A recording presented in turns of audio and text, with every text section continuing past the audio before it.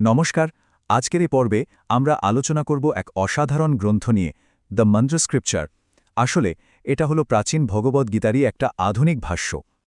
ভাবুন তো একবার, একটা ভয়াবহ যুদ্ধক্ষেত্র, আর তার ঠিক মাঝখানে দাঁড়িয়ে চলছে এক গভীর কথোপকথন। মাস্টার ইকের লেখা এই বইটা ঠিক এমনই এক ঘটনার কথা বলে। আর এটা কিন্তু কোনো সাধারণ কথাবার্তা না। এখানে জীবন, মৃত্যু আর আমাদের কর্তব্য নিয়ে এমন সব আধ্যাত্মিক আলোচনা হয়েছে যা শুনলে অবাক হতে হয়। আচ্ছা, আলোচনার গভীরে যাওয়ার আগে একটা জিনিস একটু জেনে নেওয়া যাক। বইটার নাম তো মন্ত্র স্ক্রিপচার, কিন্তু এই মন্ত্র শব্দটার মানে কি? মন্ত্র মানে হল মহাজাগতিক চেতনার সঙ্গীত। মানে এই যে যুদ্ধক্ষেত্রের এত ভয়াবহ কোলাহল, তার মধ্যেও কিন্তু একটা গভীর সত্যের সুর লুকিয়ে আছে। এই ধারণাটা আমাদের পুরো আলোচনাটা বুঝতে খুব সাহায্য করবে। তো চলুন দেখে নেওয়া যাক আজ আমরা কি বিষয় নিয়ে কথা বলবো। আমরা শুরু করব যুদ্ধক্ষেত্রের প্রেক্ষাপট দিয়ে, তারপর দেখব একজন মহান যোদ্ধার নৈতিক সংকট। সেখান থেকে আমরা জানব চিরন্তন আত্মা, কর্মের পথ আর সবশেষে ভারসাম্যের প্রজ্ঞা নিয়ে। তো চলুন আর দেরি না করে গল্পের ভেতরে ঢোকা যাক। প্রথমে জেনে নিই ঠিক কী পরিস্থিতিতে এই মহাকাব্যিক কথোপকথনটা শুরু হয়েছিল। গল্পের ঠিক মাঝখানে আছে একটা যুদ্ধ, কিন্তু এটা কোনো সাধারণ যুদ্ধ নয়। এটা হলো একই পরিবারের দুই শরিকের মধ্যে লড়াই, একটা রাজ্যকে নিয়ে। বলা যায় একটা বিভক্ত রাজ্যের ভবিষ্যৎ ঠিক হতে চলেছে এই কুরুক্ষেত্রের ময়দানে। এখানে দেখুন, একদিকে দ্যুতিমান রাজার ছেলেরা, মানে পঞ্চপাণ্ডব, যারা সবসময় আইন মেনে চলতেন আর কৃষ্ণের উপর পুরোপুরি বিশ্বাস রাখতেন, আর অন্যদিকে অন্ধ রাজার ছেলেরা, মানে শতেক কৌরব, যারা আইন ভাঙতেন আর লোভে অন্ধ হয়ে গিয়েছিলেন। আসলে এটা শুধু দুটো সেনাবাহিনী নয়, এটা হলো দুটো আলাদা মানসিকতার লড়াই। একদিকে ন্যায় আর অন্যদিকে অন্যায়। এই সংঘাতটাই কিন্তু কুরুক্ষেত্র যুদ্ধের আসল কারণ। এবার আসি গল্পের প্রধান চরিত্রের কথায়। মহান যোদ্ধা অর্জুন, এমন এক বীর যার কোনো তুলনা হয় না।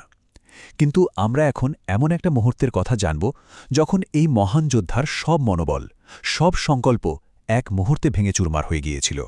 যুদ্ধ শুরুর ঠিক আগে অর্জুন তার সারথি শ্রীকৃষ্ণকে একটা অনুরোধ করলেন। বললেন, আমার রথটা দুই সেনাবাহিনীর ঠিক মাঝখানে নিয়ে চলো। আমি দেখতে চাই কারা আমার বিরুদ্ধে যুদ্ধ করতে এসেছে। কিন্তু রথ যখন মাঝখানে পৌঁছাল, অর্জুন যা দেখলেন তাতে তার পায়ের তলার মাটি সরে গেল। প্রতিপক্ষের দিকে তাকিয়ে তিনি দেখলেন তার দাদু, তার গুরু, তার মামা, তার ভাইয়েরা, বন্ধুরা, সবাই তো তার নিজের লোক। তার মুখ থেকে শুধু বেরোল, এরা তো সবাই আমাদেরই আপনজন। এই দৃশ্যটা অর্জুনকে ভেতর থেকে একেবারে ভেঙে দিল। মানসিক কষ্টটা এতটাই বেশি ছিল যে সেটার প্রভাব তার শরীরেও পড়তে শুরু করল। তিনি বলতে লাগলেন, আমার শরীর অবশ হয়ে আসছে, হাত পা কাঁপছে, চুল খাড়া হয়ে যাচ্ছে। একটা ভয়ঙ্কর কষ্ট যেন তাকে গিলে ফেলছিল। আর এখানেই অর্জুনের সংকট চরমে পৌঁছাল। তিনি ভাবতে লাগলেন, এই রাজ্য, এই জাঁকজমক, এসবের কি দাম আছে যদি নিজের লোকেদেরই মারতে হয়? এই বলে তিনি তার ধনুক, গান্ডিব নামিয়ে রাখলেন। বললেন, এদের মারার চেয়ে এদের হাতে মরে যাওয়াও অনেক ভালো। এরকম একটা ভয়াবহ হতাশার মুহূর্তে যখন অর্জুনের মতো একজন যোদ্ধা তার কর্তব্য ভুলে যাচ্ছেন, তখন শ্রীকৃষ্ণ কি করলেন? তিনি কিন্তু কোনো সমবেদনা দেখালেন না, বরং তিনি এমন কিছু কথা বলা শুরু করলেন যা বাস্তবতার এক সম্পূর্ণ নতুন দিক খুলে দিল। কৃষ্ণের প্রথম উত্তরটা ছিল বেশ অবাক করার মতো, একটু কঠোরও বটে। তিনি বললেন, অর্জুন, তুমি এমন কিছুর জন্য দুঃখ করছো যার জন্য দুঃখ করার কোনো মানেই হয় না। আবার জ্ঞানীদের মতো কথাও বলছো, কিন্তু আসল জ্ঞানীরা তো মৃত বা জীবিত কারোর জন্যই শোক করে না। এই কথা দিয়ে কৃষ্ণ আসলে অর্জুনের দুঃখের গোড়াতেই আঘাত করলেন। বোঝাতে চাইলেন, অর্জুন যা দেখছে সেটাই আসল সত্যি নয়। এরপর কৃষ্ণ একটা খুব সুন্দর উদাহরণ দিলেন। তিনি বললেন, দেখো, আমরা যেমন পুরনো ছেঁড়া পোশাক ফেলে দিয়ে নতুন পোশাক পরি, ঠিক তেমনি আত্মা একটা পুরনো শরীর ছেড়ে দিয়ে নতুন শরীর ধারণ করে। কি অসাধারণ একটা রূপক, তাই না? মানে মৃত্যু আসলে শেষ নয়, এটা শুধু একটা পরিবর্তন। তাহলে এই যে ভেতরের আত্মা, এর আসল রূপটাকে কৃষ্ণ বোঝালেন, এ আত্মাকে কোনো অস্ত্র দিয়ে কাটা যায় না, আগুনে পোড়ানো যায় না, জলে ভেজানো যায় না, বা হাওয়ায় শুকানোও যায় না। এটা চিরন্তন, এটা অপরিবর্তনীয়। এই জ্ঞানটা অর্জুনের জন্য খুব দরকারি ছিল, কারণ তিনি যাদের মৃত্যুর ভয়ে কষ্ট পাচ্ছিলেন তাদের আত্মা তো আসলে অমর। বেশ, আত্মা যদি অমরই হয়, তাহলে এই পৃথিবীতে আমাদের কাজটা কি? আমাদের কিভাবে কাজ করা উচিত? চলুন এবার কৃষ্ণের উপদেশের পরের অংশে যাওয়া যাক, যেখানে তিনি কর্মের পথের কথা বলেছেন। এখানে একটা খুব গুরুত্বপূর্ণ ধারণা আসছে, সেটা হলো যজ্ঞ।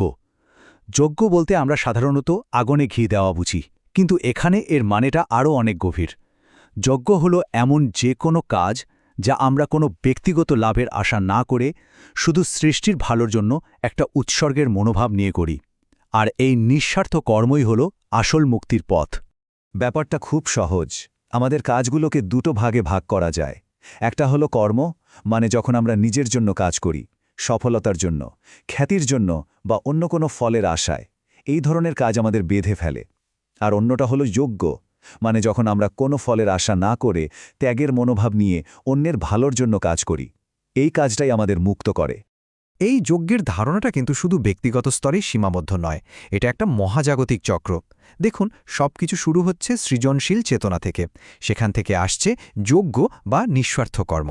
এই কর্মের ফলে প্রকৃতির চক্র সচল থাকে। যেমন বৃষ্টি হয়, বৃষ্টি থেকে হয় খাদ্য, আর সেই খাদ্য খেয়েই সমস্ত জীবদেহ বেঁচে থাকে। কি দারুণ একটা ব্যাপার, তাই না? মানে নিঃস্বার্থ কাজই আসলে এই পুরো বিশ্বকে চালিয়ে রাখছে। তো এত আলোচনার পর আমরা এবার একেবারে মূল শিক্ষাটা এসে পৌঁছেছি। এর আসল উদ্দেশ্যটা কি?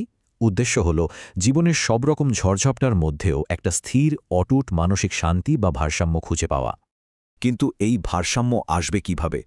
কৃষ্ণ বলছেন, ভারসাম্যই হল সংশ্লেষণ।